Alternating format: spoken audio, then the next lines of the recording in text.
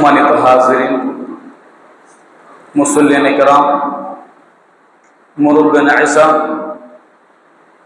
আমার সমবয়সী যুবক ভাইয়েরা এবং পর্দানিশীল মা বোনেরা যারা আছেন সকলেই মহান রব্বুল আলামিনের দরবারে তারই শিখানো ভাষায় শুকরিয়া আদায় করি। সকলে বলি আলহামদুলিল্লাহ।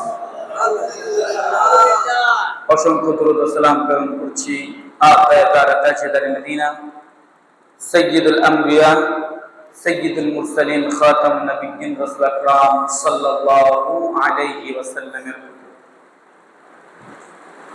সম্মানিত মুসলিমান کرام, আমি সূরা আল ইমরানের একটি আয়াত এবং মুসলিম শরীফের একটি হাদিস তেলাওয়াত করেছি। মহান রব্বুল আলামিন যদি তৌফিক দান করেন, কোরআন এবং সুন্নাহ থেকে দুটি কথা বলার চেষ্টা করব ইনশাআল্লাহ। ওমা তাওফীকি ইল্লা বিল্লাহ। আমার আজকের আলোচনার বিষয় হলো কেমন হবে রবের জান্নাত। কেমন হবে রবের জান্নাত। আমরা যে জান্নাতের জন্য মুসলমানরা, ঈমানদাররা এত আকাঙ্ক্ষিত, যে জান্নাতটা আল্লাহ রাব্বুল আলামিন আমাদের জন্য কিরকম সাজাইছেন, কিরকম সুসজ্জিত করেছেন।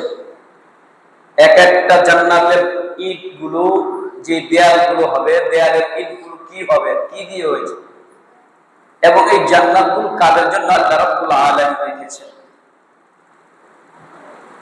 এবং জান্নাতের খাবারগুলো কেমন হবে।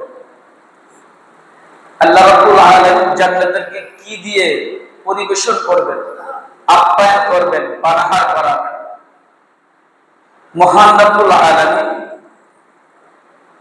কোন এক বান্দা যদি মুসলমান হোক, আর সে যে কোন ধর্মেরই হোক না কেন, কোরআনকে যদি সে বাংলা অনুবাদ করে পুরা 30টা পারা যদি সে বাংলা অনুবাদ আয়াত টু আয়াত করতে পারে, আমার মনে হয় না সে গুনাহগার থাকে।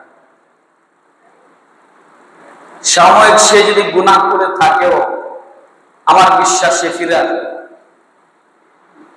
সে যত বড় নাফরমান হোক না কেন, বেঈমান হোক না কেন, সে যদি কোরআন কারীম সামনে রেখে অগ্রসর হইতে চায়, সে যদি আমি পরামর্শ দিব, আপনি যতটুকু পারেন কোরআনের আয়াত, দৈনিক এক আয়াত হোক, একটি অর্থ হোক, 2টি অর্থ হোক, অথবা ছোটখাটো একটি সূরার অনুবাদ হোক, একটু পড়ার চেষ্টা করেন। আপনার জীবন পরিবর্তন হয়ে যাবে। যদিও যারা আহলে হাদিস আছে তাদেরকে আমরা পছন্দ করি না, কিন্তু তারা যে একটা বিষয় নিলে এই একটা বিষয়ের উপর তারা কোরআন দেখে, হাদিস দেখে, অনেক কিছু দেখে।